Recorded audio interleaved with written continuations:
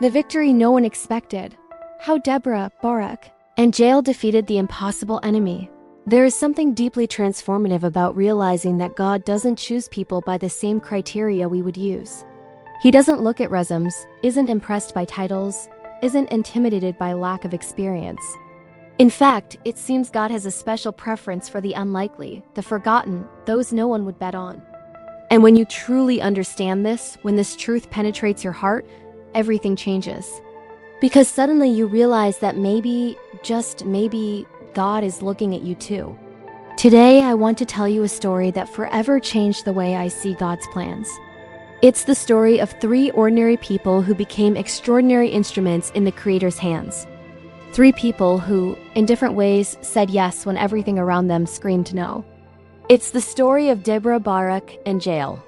And I'm certain that by the end of this journey, you'll see yourself in a completely new way.